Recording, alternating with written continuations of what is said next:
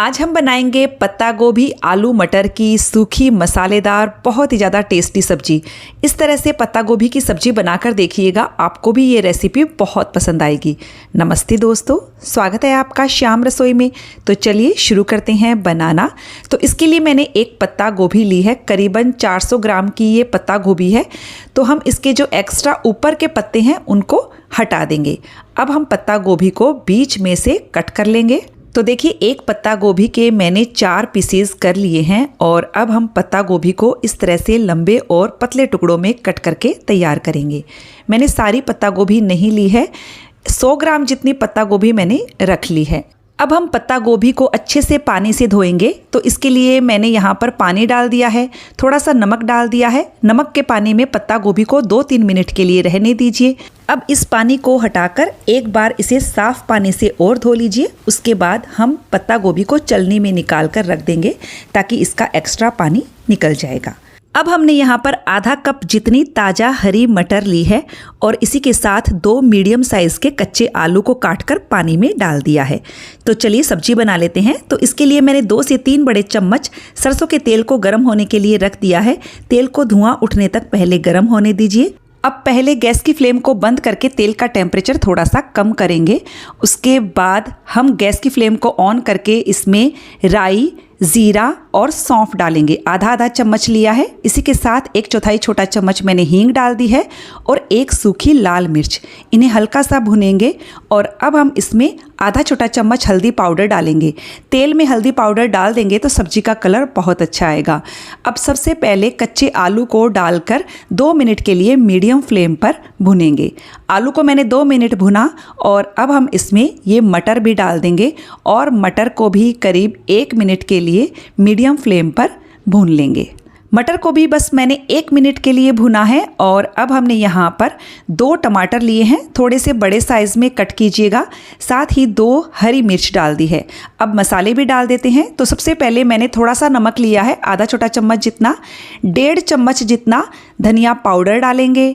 1 चम्मच मैंने कश्मीरी मिर्च का पाउडर लिया है, इससे कलर बहुत अच्छा आएगा और ये तीखी भी नहीं होती है।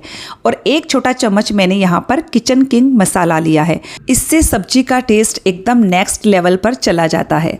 तो चलिए अब हम मसालों को पहले अच्छे से मिक्स कर लेते हैं और मिक्स होने के बाद हम सब्जी को ढककर कम से कम 4 से 5 मिनट के लिए धीमी आंच पर पकाएंगे।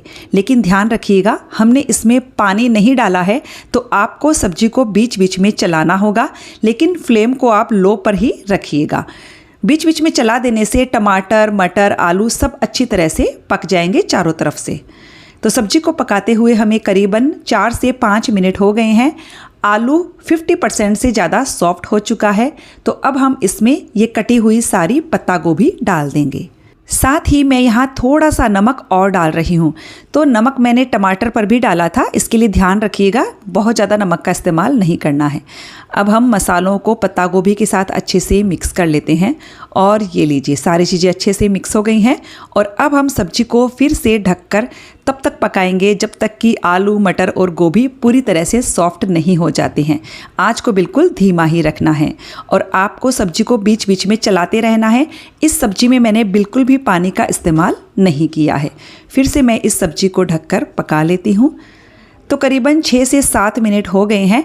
तो पहले आप आलू को चेक कर लीजिए, आलू सॉफ्ट हो जाएं तो ठीक है, अगर ना हो तो थोड़ा सा और पका लीजिएगा। तो ये देखिए आलू हमारे एकदम बढ़िया से सॉफ्ट हो चुके हैं। साथ ही मटर को भी मैं चेक कर लेती हूँ। तो ये लीजिए मटर भी सॉफ्ट हो गए हैं। अब लास्ट में मैं इसमें आधा छोटा चम्मच आमचूर का पाउडर डाल रही हूँ।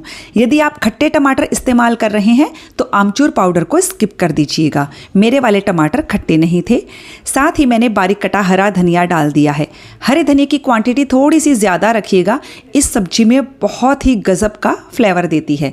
बस इन्हें अच्छे से मिक्स करेंगे और ये हमारी गर्मा गर्म पत्ता गोभी आलू मटर की बहुत ही ज़्यादा लाजवाब सब्जी बनकर बिल्कुल तैयार हो चुकी है।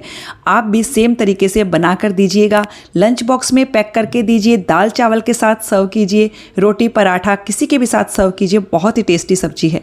तो फ्रेंड्स, आपको ये रेसिपी कैसी लगी कमेंट करके ज़रूर बताइएगा। अच्छी लगे तो वीडियो को लाइक शेयर कीजिएगा, चैनल को सब्सक्राइब करने के साथ बेल आइकन प्रेस कर दीजिएगा ताकि हमारे आने वाले वीडियो का नोटिफिकेशन आपको मिल सके।